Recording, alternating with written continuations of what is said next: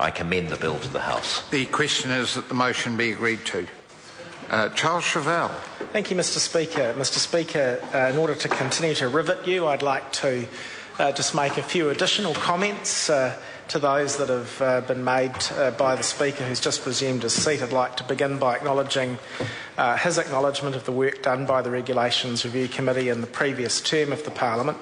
The recommendations, I think, on the basis of advice from the officials who appeared before the committee did indeed add value to the bill. I think in particular about the recommendations concerning Part 4, the Constitution of the Parliamentary Council Office. The need to modernise the statute under which the Parliamentary Council operate, I think, had become pressing. The legislation dates back at the moment to the 1920s. It was very much a case of it being timely to update that legislation in order to ensure not only that there were appropriate governance and management structures applicable to the office, but that fairly rudimentary issues like legal protection for members of the office when they are performing their official duties within powers and in good faith, just as every other person in the public service has that protection. Now it will be, going forward, that members of the Parliamentary Council team have that protection as well, and that is as it should be. In fact, it's remarkable that it's taken this Parliament nearly 100 years to confer that protection.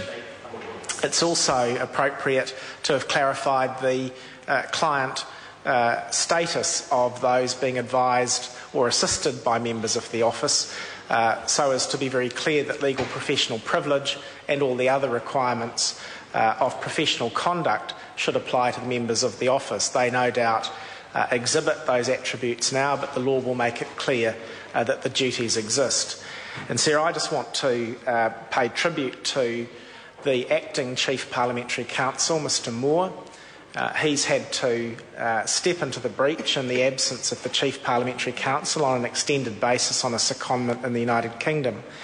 And I think Mr Moore's done a terrific job of stepping into the gap. Certainly he has been of great assistance to the Regulations Review Committee in the discharge of our duties to this House. And while I appreciate that sometimes select committee chairs and members will receive slightly different advice from his office on the one hand and the Regulations Review Committee on the other, we are certainly striving to resolve those differences where we can, and where we can't, well, the reality is that that means that committees have contestable advice on what drafting best practice is. And I think that's a good thing for committees. They're in a position to make the sort of judgments that they should make when they do receive advice that is contestable. Sir, the Minister spoke about the changes that will be made by the bill in respect of the Regulations Review Committee's jurisdiction. They are sensible changes. The definition of the types of instrument that the committee will be able to scrutinise on behalf of the House are sensible changes. They broaden the ability of the committee to be able to perform the House's scrutiny function on its behalf, and I certainly welcome them.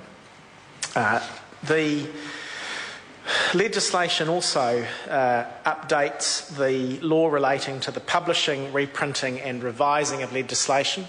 I think the two most significant innovations that I would want to mention are the conferral of official status on electronic versions of acts and other statutory instruments. That's an overdue move. It is also one to be welcomed. The status of searchable legislation on the internet, on the legislation site, is now clarified, and it is appropriate, will be appropriate to use that legislation in that version and any prints that are made of it as an official version of the legislation, and that just makes a lot of sense given the way that we deal with legislation these days.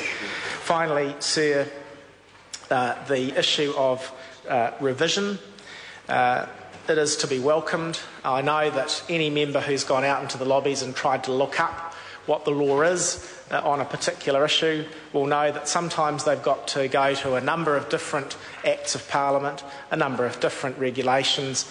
Over time, this revision process will mean that we have a much more logical and coherent statute book, and it is very much a reform to be welcome. So, Sarah, I want to just conclude by thanking my colleagues on the Regulations Review Committee in the last term for the work they did on this bill. I'd also want to acknowledge, as I said earlier, not only the Chief Parliamentary Counsel but the other members of his team and the former Chief Parliamentary Counsel who appeared before the committee to give their views on this legislation. It is good and timely legislation.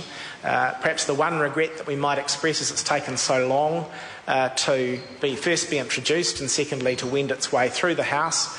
But nonetheless, it is finally happening, it is to be welcomed, and I certainly commend it to the House.